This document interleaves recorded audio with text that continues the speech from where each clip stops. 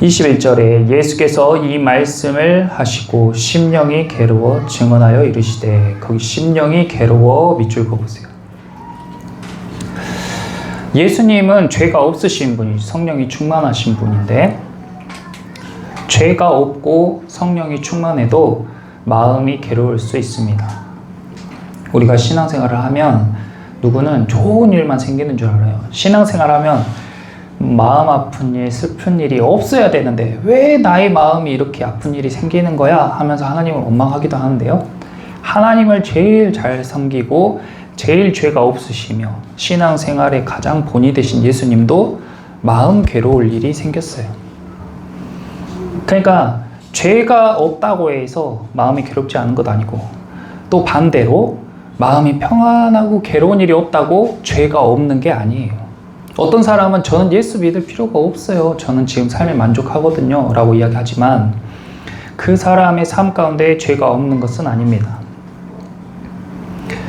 오늘 이제 예수님께서 심령이 괴로워하셨어요. 어떤 일로 심령이 괴로우셨냐면 3년 동안 동고동락했던 사랑하는 제자, 그 제자들 중에서도 가장 믿고 신뢰하고 의지했던 가롯 유다. 이 제자는 참 똑똑하고요, 일도 잘하고, 예수님이 딱 마음에 뭐 좀 해야지 하면 먼저 일도 착착 하고, 그리고 셈이 빨라가지고 정확하게 셈도 할 줄 아는 그런 제자였어요. 그래서 예수님이 그 제자에게 돈꾀를 맡기셨습니다. 그 당시에는 뭐 은행이 있어요, 뭐가 있어요? 그냥 헌금이 들어오면 다 현금으로 가지고 있는 거예요. 근데 그걸 예수님이 갖고 계시지 않고 제자에게 맡겼습니다. 그 금액이 꽤 컸겠잖아요. 예수님은 가난한 자들만 만나시는 게 아니고 부자들도 만났어요. 삭개오 같은 사람들은 자기 재산의 절반을 팔아가지고 가난한 자들에게 나눠준다고 했습니다. 그런 부자들이 예수님께 이 돈도 예수님의 일에 써주세요 하고 드렸을 거 아니에요. 그럼 예수님은 그걸 다 가롯 유다에게 준 거예요. 그래서 향유옥합을 깨뜨렸던 그 마리아에게 가롯 유다가, 야, 그 1년치 연봉 그 비싼 향유를 그렇게 허비하면 어떡하냐, 그걸 가난한 사람에게 나눠줘야지. 그 말은 곧 그걸 팔아서 나한테 줬어야지, 이 말이었죠. 생각해 보세요. 예수님을 따라다니면서 현찰로 뭐 몇 억씩, 몇십억씩 메고 다니는 거예요. 3년 동안. 근데 그 돈을 쓰는 방식, 그리고 예수님이 하시는 그 행보가 가롯 유다의 마음에 들지 않았던 거죠. 그래서 그렇게 믿었던 제자가 배신했어요. 그러니까 예수님 마음이 아픈 거예요. 내가 진실로 진실로 너희에게 이르노니 너희 중 하나가 나를 팔리라. 너희 중 하나가 나를 팔리라. 우리가 개척해서 이제 1년 좀 넘었는데 3년 동안 우리가 이렇게 동고동락했어요. 한번 상상해 보세요. 3년 동안 우리가 이렇게 여기 좌우에 계신 분들 봐보세요. 다 너무 좋잖아요. 믿을 만한 사람들이잖아요. 3년 동안 동고동락했어요. 그 중에 한 사람에게 제가 교회의 통장을 맡겼다고 가정을 해볼게요. 그런데 3년째 되는 어느 날 그분이 우리 교회 통장을 다 가지고, 이 교회 문서도 다 가지고 도망가 버렸다. 교회도 다 팔고 교회에 모아둔 재정도 다 가지고 도망가 버렸다. 그런 일들이 종종 있었습니다. 그랬을 때 목사가 받는 충격, 성도들이 받는 충격, 그보다 훨씬 더 큰 충격을 지금 예수님이 받으신 거예요.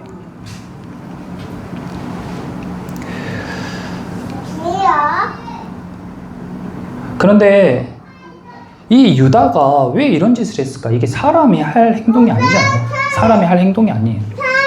자기를 믿고 자기가 지금까지 따라다녔던 선생님, 보통 선생님도 아니고 주님이라고 부를 정도로 믿고 따랐던 분, 그분을 어떻게 팔 수가 있는가? 이게 사람으로서 할 수가 없는 행동인데 간혹 사람은 사람 같지 않은 행동을 합니다. 그래서 우리는 그런 사람을 인간 같지 않다, 사람 같지 않다, 라고 이야기하죠. 근데 왜 사람이 사람 같지 않은 짓을 하는가? 그걸 먼저 한번 봐볼게요. 13장에 보시면 13장 2절에 보시면 이런 말이 있어요. 13장 2절 같이 읽어볼게요. 마귀가 벌써 시몬의 아들 가룟 유다의 마음에 예수를 팔려는 생각을 넣었더라. 그리고 조금 뒤쪽에 27절 함께 읽어보겠습니다. 조각을 받은 후 곧 사탄이 그 속에 들어간지라. 네, 거기까지요. 사탄이 나오는데 마귀라고도 하고 사탄이라고 하기도 하고, 이 마귀와 사탄은 실제예요. 실제. 은유가 아니라 실제로 존재하는 인격적인 존재입니다. 눈에 보이지 않지만 실제인 것들을 우리는 영적인 것이라고 불러요. 영적이다. 눈에 보이진 않는데 실제인 것들을 영적이다라고 불러요. 그러니까 뭐 사랑, 믿음, 뭐 생명, 뭐 이런 것들 있잖아요. 그런 거 다 영적인 것들이죠. 영적인 것들은 크게 두 덩어리로, 두 범주로 볼 수 있는데, 첫 번째는 하나님께 속한 것. 첫 번째는 하나님께 속한 것이 있고, 또 하나는 하나님께 대적하는 것이 있습니다. 영적인 것은 크게 두 가지로 구분할 수 있는데, 한 가지는 하나님께 속한 것들이요, 또 하나는 하나님께 대적하는 것들이다. 영적인 것 중에서 하나님께 속한 것들의 대표는, 하나님께 속한 것들의 중심은 성령이라고 해요. 성령. 하나님의 영.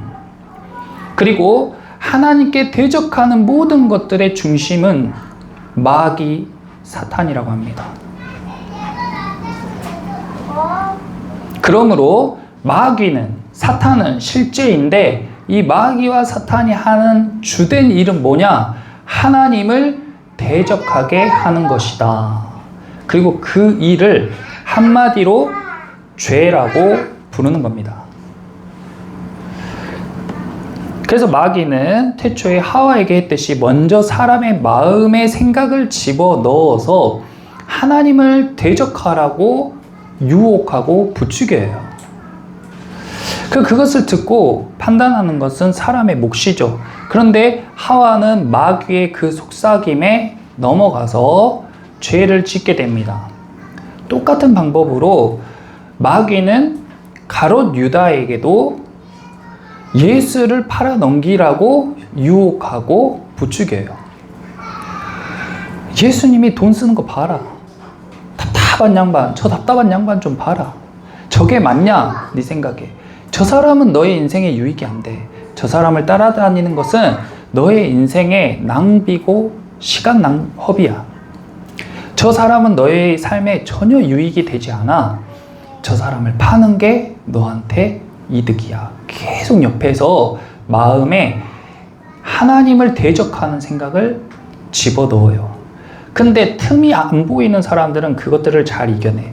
마치 우리가 몸이 건강하고 면역력이 충분할 때에는 감기든지 암이든지 다 이겨내지만, 면역력이 약했을 때 바이러스가 들어오면은 암에게 잡아먹히든 감기에게 잡아먹히든 우리가 병에 걸리듯이, 마귀는 불특정 다수에게 불화살을 쏘듯이 우리를 유혹하고 우리를 시험에 빠지게 하는 거예요. 근데 그 중에 약점을 보이는 사람이 넘어가는 겁니다. 12제자 중에 유다에게만 유독 마귀가 그렇게 한 것이 아니고, 모든 제자들에게 동일하게 마귀는 유혹하고 시험해요.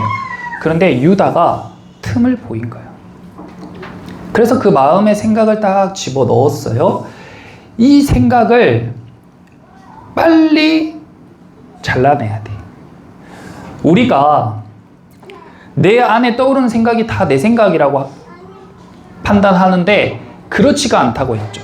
우리 안에는 자기 기만 능력이 있어요. 근데 그것이 내 안에서 온 게 아니라 보이지 않는 영적인 존재들이 역할을 해요. 내 안에 좋은 것들은 성령께서 일하시는 거고, 내 안에 안 좋은 것들, 하나님을 대적하는 것들은 마귀, 곧 사탄이 일하는 거예요. 그래서 내 안에 그런 것들이 계속 충돌하고 싸운단 말이에요. 그런 것들이 막 싸워요. 마치 내 몸에서 좋은 그 면역균과 안 좋은 균들이 싸우듯이 똑같아요. 눈에 보이지 않는 영적인 전쟁도 계속 일어나고 있다.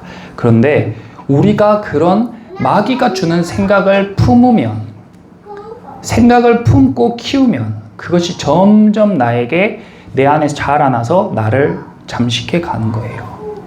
누군가를 미워하는 마음이 처음에 쏙 들어왔어. 아, 진짜 걔 진짜 나쁘다. 야, 걔 그때 그랬어. 진짜 나쁘지 않아? 그래? 처음에는 별 생각 없이 그 말을 들었는데 생각해보니까 그 말을 듣고 난 뒤에 보니까 그 사람의 말과 행동이 다 거슬려.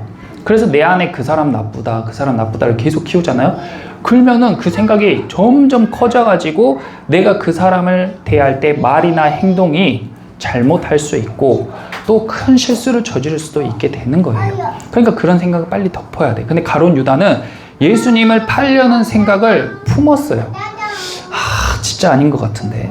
아, 내가 잘못 고른 것 같은데. 빨리 팔아야겠는데. 파는 게 나한테 유익인 것 같은데. 이 생각을 계속 품고 있었어. 근데 이 생각을 계속 품고 있었는데 어느 날 예수님께서 제자들을 다 모아놓고 하시는 말이 이 중에 누가 나를 팔 거다. 딱 그 말을 하니까 유다가 흠칫한 거죠. 뭐야? 나 말고 또 다른 제자가 예수님 팔려다 걸렸나? 저 양반이 뭘 눈치를 챘나? 아, 이거 어떡하지? 빨리 해야겠는데? 그때 회개하고, 아, 예수님은 내 중심까지 다 보시는 분인데 빨리 회개하고 돌이키는 게 아니라, 와, 큰일 났네. 빨리 팔아야겠네? 근데 제자들이 이제 궁금하잖아요. 예수님 누굽니까? 그 사람이 누굽니까? 하는데 내가 떡 한 조각을 적셔서 주는 자가 바로 그 다음에 딱 적셔서 그 떡을 유다에게 딱 주는 거예요. 유다가 그 떡 조각을 받자마자 27절에 사탄이 그 속에 딱 들어갔다. 들어가자마자 어떻게 했어요? 그냥 뛰쳐나간 거예요. 바로 예수님을 팔려고 뛰쳐나간 거예요. 굉장히 입체적인 장면이에요. 자, 먼저는 마귀가 나에게 생각을 집어넣는 그 타이밍은요, 우리가 저항할 수 있는 타이밍, 판단할 수 있는 타이밍. 근데 마귀가 우리 속으로 들어오잖아요. 그럼 그때부터 마귀가 우리를 드라이브합니다. 사람이 사람 같지 않은 행동을 할 때에는 마귀가 그 사람 안으로 들어가서 그 사람을 드라이브할 때 자기도 자기가 제정신이 아니에요. 내가 왜 이러는지 자기도 몰라. 그때가 사탄이, 마귀가 그 사람 안에 들어가서 일할 때, 그리고 나서 사탄이 실컷 가룟 유다를 조종하면서 드라이브하면서 온갖 나쁜 짓을 다 저지르고 자기 일이 끝나니까 이제 그 밖으로 뽕 나가니까 유다가 정신을 차리고 그제서야 후회하며 자기가 받은 돈을 들고 갔지만 그때는 이미 늦었죠. 내가 마귀에게 확 사로잡혀서, 아, 저 사람 진짜 죽이고 싶네. 아, 쟤 진짜 꼴도 보기 싫네. 죽이고 싶네. 그 생각을 계속 품고 있다가 어느 타이밍에 마귀가 내 안에 쑥 들어와. 그러면 흉기를 들고 가는 거죠. 그리고 살해를 한 이후에 마귀는 자기 일이 끝났으니까 딱 나가요. 그러면 그 뒤로 그 사람은, 아, 내가 그때 왜 그랬을까 하면서 후회해도 이미 늦다는 거예요. 사람이 사람 같지 않은 짓을 할 때에는 마귀의 사단이 그 안에 들어가서 그 사람을 조종할 때다. 예수님은 자기가 사랑했던 제자가 자기를 파는 큰 아픔을 겪게 됐어요. 그러면서도 이 가룟 유다는 마태복음 26장 25절에요. 예수님이 이 중에 한 사람이 나를 팔 거야 라고 이야기했을 때 얼굴에 철면피, 얼굴에 철판을 깔고 예수님 얼굴에 대고 가룟 유다가 뭐라고 이야기했는지 알아요? 예수님이 이 중에 한 사람이 나를 팔 거야 라고 이야기했을 때 가룟 유다가 예수님의 얼굴에 대고 주님, 랍비요, 나는 아니지요 하고 말했어요. 섬뜩하죠, 섬뜩해. 어떻게 사람이 이렇게 행동할 수 있냐. 정말 사람 같지 않다. 근데 예수님이 또 그 얼굴에 대고 너가 바로 그다라고 이야기했어요. 그리고 나서요, 이 가롯 유다가 사탄이 그 안으로 쏙 들어왔죠. 그리고 나서 한 행동이 뭐였어요? 그 다음에 바로 30절에 유다가 그 조각을 받고 곧 나가니 밤이러라. 유다가요, 사탄이 마귀가 그 안으로 쏙 들어오니까 한 행동이 바로 나가는 거였어요. 그리고 나갔더니 밤이었다. 잠깐 앞으로 좀 넘어가 볼게요. 이게 어떤 의미인가? 요한복음 3장 니고데모와 대화할 때 예수님께서 이것에 관한 이야기를 해줬어요. 유다도 이걸 다 들었을 겁니다. 요한복음 3장 17절에서 21절. 니고데모와 이야기한 대화의 후반부인데요. 하나님이 그 아들을 세상에 보내신 것은 세상을 심판하려 하심이 아니요 그로 말미암아 세상의 구원을 받게 하려 하심이라. 그러니까 가룟 유다에게 이 말씀을 적용하면 하나님이 예수를 세상에 보내신 것은 가룟 유다를 심판하려 하심이 아니요 유다를 구원하려 하심이라. 유다가 예수님을 팔려는 생각이 마음 안에 가득 차 있었을 때에도요, 예수님이 빵을 적셔가지고 그 사람에게 주는 행위는 이 고대 근동에서 상대방에게 너 나와 같이 일하자, 너 나와 함께 하자고 굉장히 친근한 호의의 표시입니다. 그러니까 예수님은 가룟 유다에게 끝까지 호의를 베푸신 거예요. 그러니까 이때라도 마음에 나쁜 생각을 가득 품고 그동안 예수님의 흉을 아무리 보고 돌아갔을지라도 이제라도 회개하고 돌이켰다면 예수님이 받아줬을까요? 받아줬겠죠. 예수님 받아줬을 거예요. 그런데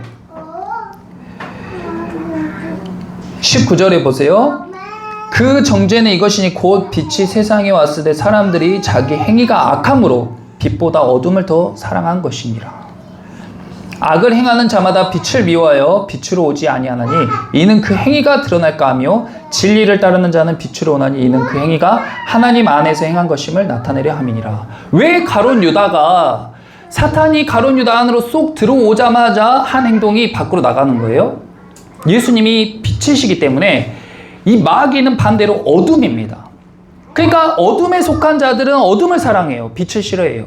그러니까 본능적으로 어둠을 찾아가는 거예요. 빛 대신 예수님, 그 방 안에는 환하게 불이 켜져 있었겠죠? 그리고 빛 대신 예수님이 또 계셨어요. 가룟 유다는 마귀가 딱 들어오는 그 순간 그 장소와 그 상황이 너무 불편한 거예요. 밖으로 나갔어요. 밖으로 나가니까 칠흑 같은 어둠의 밤이었습니다. 마귀에게 속한 자들은 어둠을 좋아해요. 악을 좋아해요. 어두운 것에 들어가서 은밀하게 하는 걸 좋아해요. 다른 사람들 몰래 하는 거. 캄캄한 데에서, 음침한 데에서. 왜 사건, 사고가 음침한 데서 일어나요? 사단 마귀는 어둠을 사랑하니까, 빛을 싫어하니까.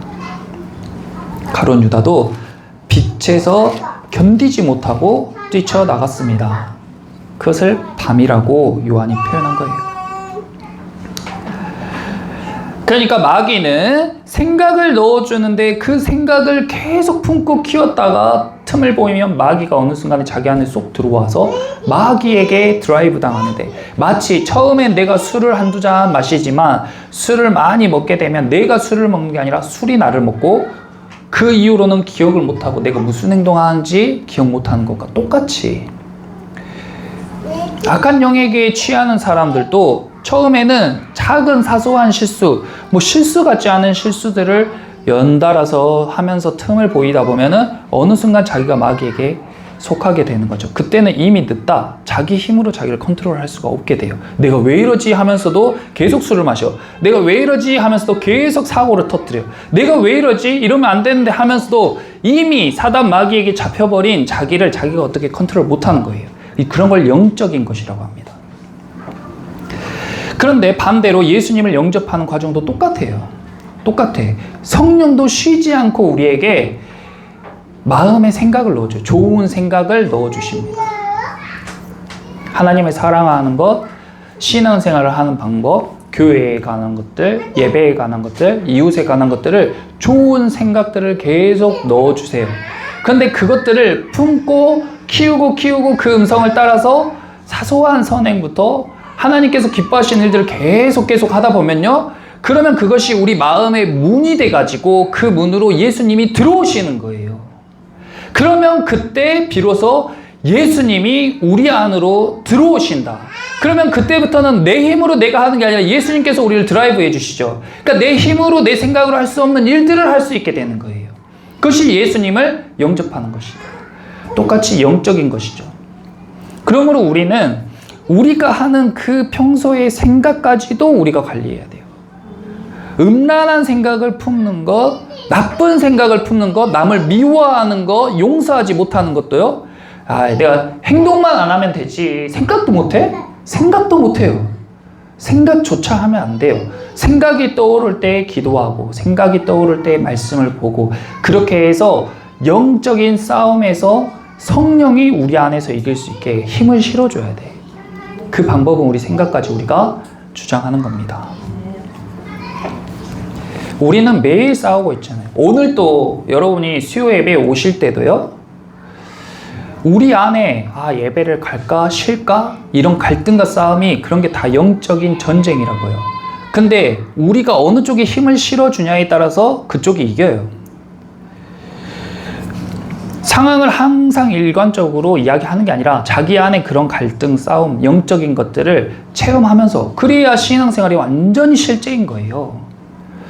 신앙생활 완전히 실제예요. 영적인 것들은 너무 실제예요. 그러니까 실시간으로 라이브로 내 안에서 일어나는 전쟁이, 전투란 말이에요. 서로가 나를 잡아먹기 위해서 치열하게 싸우고 있어요.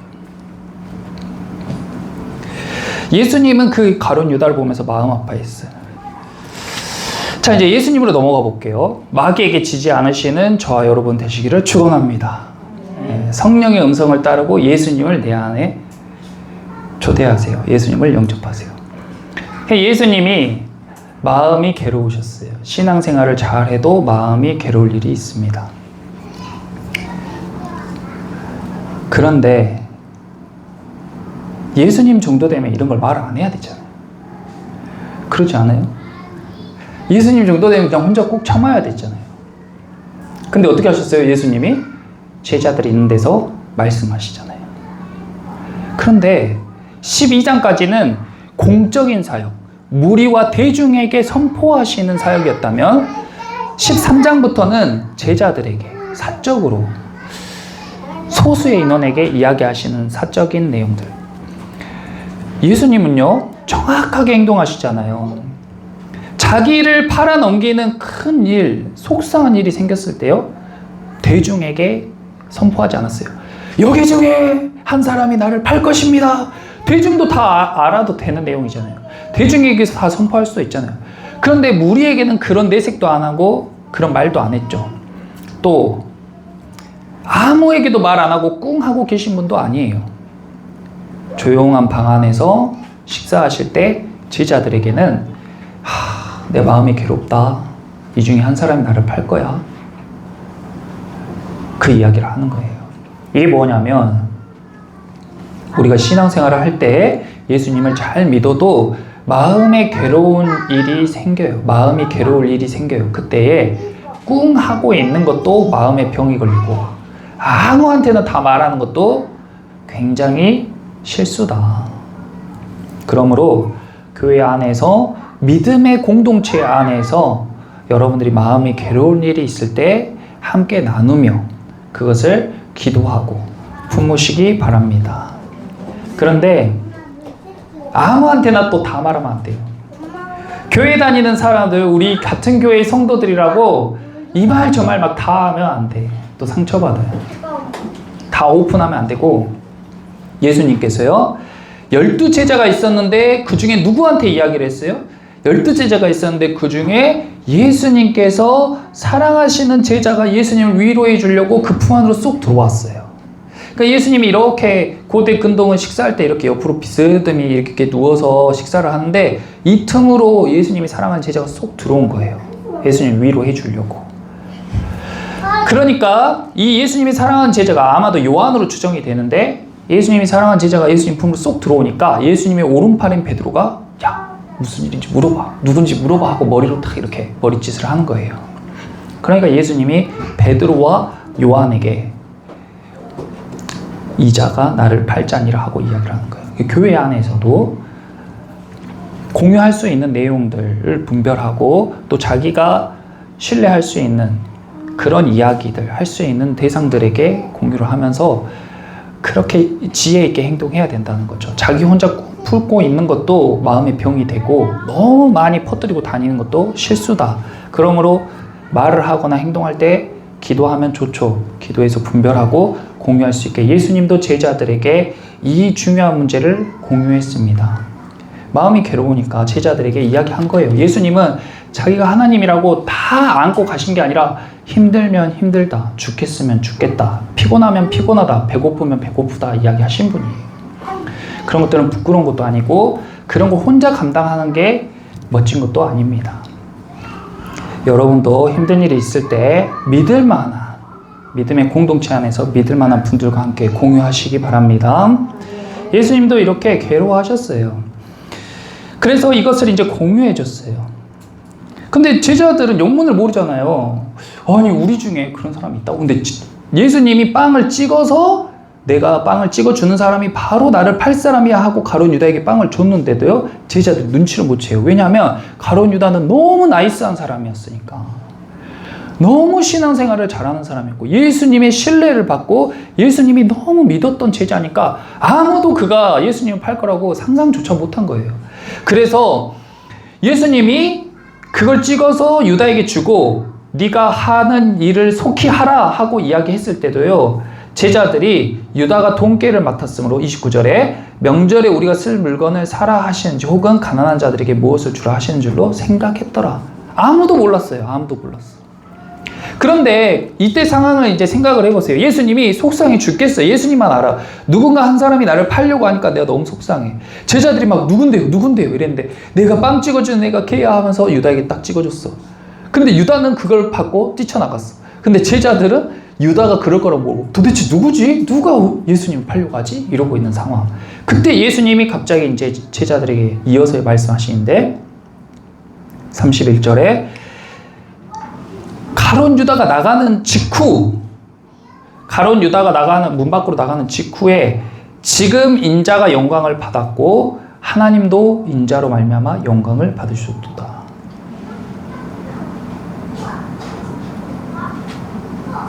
이게 무슨 말이에요?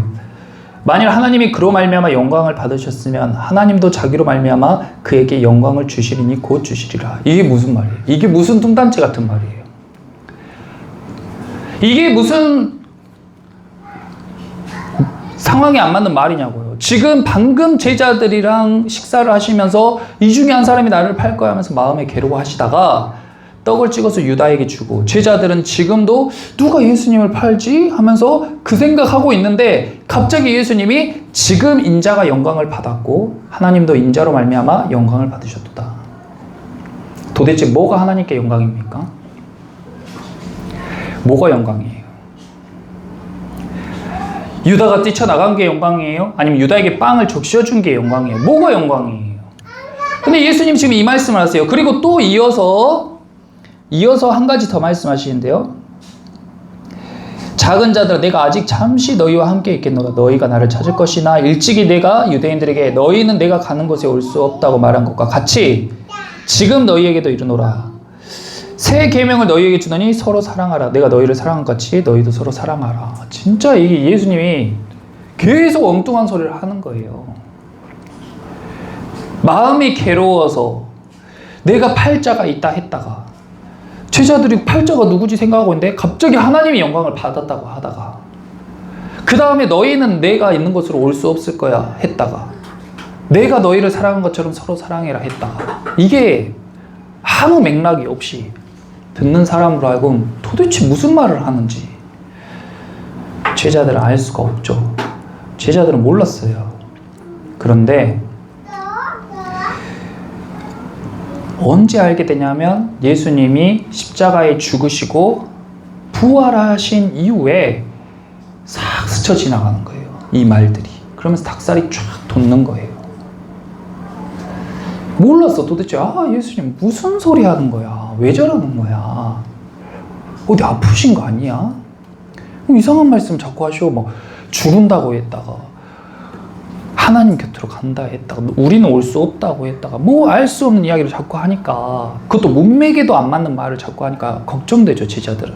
근데 시간이 지나고 예수님이 죽으시고 부활하시고 제자들이 성령을 딱 받으니까 하나님의 말씀들이 다 깨달아지고 생각나는 거예요. 근데 유다는 여기까지 못 갔어. 자기가 생각하고, 자기가 똑똑하니까 자기가 생각하고 판단해서 예수님을 팔았어도 예수님이 부활하신 이후에 가서 회개하고 돌이켰다면 받아주셨을 거예요. 저는 그렇게 생각해요. 근데 스스로 목을 메요. 떨어져서 몸이 다 터져 죽어버렸어요. 그러니까 그 뒤가 없죠. 신앙생활을 하다가 마귀가 자꾸 교회 안에서도, 지금 이 순간에도 마귀는 계속 우리 안에 생각을 집어넣어줘요. 우리 안에 생각을 집어넣어줘요.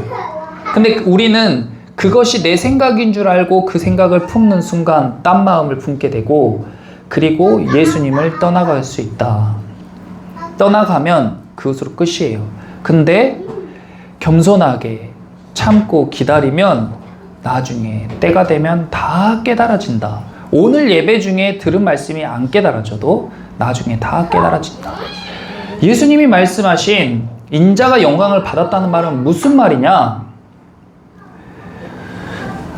우리 교회가 커지고 큰 건물을 짓고 많은 성도들이 와서 우리 교회 헌금이 풍성해지며 하나님의 영광이 받으시는 게 아니에요.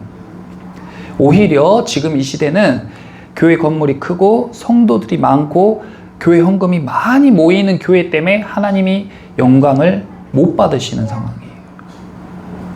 하나님 언제 영광 받으시냐? 내가 정말 사랑했던 사람이 나를 배신했는데 그 사람을 끝까지 사랑할 때, 그때 하나님이 영광을 받으시는 겁니다.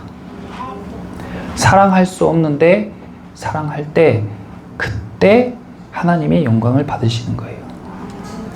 제자들이 나중에 가롯 유다가 예수님을 팔았을 때, 와, 예수님 알고 있었구나. 유다가 팔지. 유다가 예수님을 팔지 알고 있었어. 근데 어떻게 그렇게 행동하시지? 어떻게 유다한테 그렇게 다정하게, 그렇게 상냥하게, 어떻게 유다가 나가기 직전까지 그에게 빵을 건네실 수가 있지? 그리고 어떻게 한마디도 안 할 수가 있지? 거기서 하나님의 영광을 받으시는 거예요. 나에게 잘못한 사람, 나에게 실수한 사람, 도저히 사랑할 수 없는 사람, 사랑할 수 없는 상황, 그때에 사랑하는 것이 하나님께 영광이 됩니다. 그걸 어떻게 우리 힘으로 해요? 우리 힘으로 못하죠. 그런 상황이 왔을 때에, 딱 그 상황이 왔어. 막 가까이 오기도 전에 막 냄새 나고 더럽고 막 가진 거 하나도 없고 진짜 구질구질한 사람이 우리 교회에 찾아왔어. 예를 들자면 딱 그 순간에 마귀는, 야, 교회에 저렇게 더러운 사람이 오면 어떡해? 너희가 예배하기 전에 얼마나 깨끗하게 이 성전을 치워놨는데 저 사람이 오면 다 더럽힐 거야. 그리고 다른 사람이 또 올지도 모르는데 저 사람이 이곳에 있으면은 다른 사람들이 다 떠나버릴 거야. 이런 마음을 마귀가 주는 거야. 근데 성령이, 아니야, 저 사람 주님이 보내신 사람이야. 저런 사람을 품어줘야 예수님이 기뻐하셔. 두 마음이 싸운단 말이에요. 그리고 그 사랑할 수 없는 대상을 우리가 품어주었을 때, 그때 하나님이 영광을 받으시는 겁니다. 믿지 않는 사람들이 보면서 어떻게 교회에는 저런 사람을 품지? 어떻게 저런 사람들에게 저런 호의를 베풀지? 어떻게 이런 상황에 이런 사랑을 실천할 수 있을까? 했을 때에 하나님이 영광을 받으시는 거예요. 예수님은 그 본을 보이신 거예요. 그리고 35절에 우리 같이 한번 읽어보겠습니다. 35절, 너희가 서로 사랑하면 이로써 모든 사람이 너희가 내 제자인 줄 알리라. 아멘. 이것이 전도예요. 우리가 화내야 될 상황에 화내지 않는 것, 우리가 미워해야 될 상황에 미워하지 않는 것, 우리가 품을 수 없는 사람을 품어주는 것, 우리가 사랑할 수 없는 대상을 사랑해 주는 것을 믿지 않는 사람들이 볼 때에, 아, 예수 믿는 사람은 저런 사람이구나. 어떻게 저럴 수가 있지? 어떻게 이런 상황에 이렇게 행동할 수가 있지? 그 사람들의 마음에 하나님께서 영광을 받으시는 거예요. 거기 너희가 서로 사랑하면 했는데 그 서로의 동그라미 쳐보세요. 여기 서로는 누구예요? 13장 1절에 보면 유월절 전에 예수께서 자기가 세상을 떠나 아버지께로 돌아가실 때가 이른 줄 아시고 세상에 있는 자기 사람들을 해서 자기 동그라미 쳤었죠. 자기. 예수님도 사랑하죠. 그런데 불특정 다수를 다 사랑하시지만 그 중에서도 예수님이 누구를 품으라고 하냐면 자기 사람을 품으라고 하시는 거예요. 그리고 또 서로 사랑하라고 한 거예요. 우리는 사랑을 잘 알지 못하면서 또 내 안에 사랑이 그렇게 충만하지도 않으면서 어설프게 예수님 흉내내면요 금세 사랑이 다 고갈돼서 메말라 버리고 우리는 마귀의 밥이 돼요. 마귀의 밥. 그러니까 먼저는 내 안에 사랑이 충만해야 돼. 내 안에 예수님으로 충만해야 돼. 그것이 1번이에요. 그리고 내 안에 내 사랑의 총량을 내가 알고 내가 사랑을 베풀 수 있는 대상들을 분별해야 돼. 먼저는 가족들에게, 그 다음에는 믿음의 가족들에게, 그 다음에는 나의 가까운 이웃들에게 이렇게 점차적으로 확장되어 가는 겁니다. 그렇지 않고 엉뚱한, 물론 그렇다고 모르는 사람들에게 사랑을 베푸지 말라는 건 아니에요. 근데 그 사랑을 분별력 없이 엉뚱한 사람들에게 자기가 가진 것을 다 퍼져버리거나 눈에 보이는 사람마다 자기의 힘과 시간과 노력을 다 쏟으려면 우리는 금세 축나고 만단 말이에요. 그것은 지혜 없는 행동이죠. 먼저는 내 가족에게, 그 다음에 함께 교회 안에서 믿음의 공동체, 믿음의 가족들에게, 그 다음에는 나와 가까운 직장이나 아니면 친구들이나 가까운 이웃들에게, 그 사람들에게 서로 사랑해야 돼. 끝까지 사랑해야 돼. 그런 모습들이 하나님께 영광이 되고 그 안에서 내가 예수님을 점점 닮아가는 겁니다.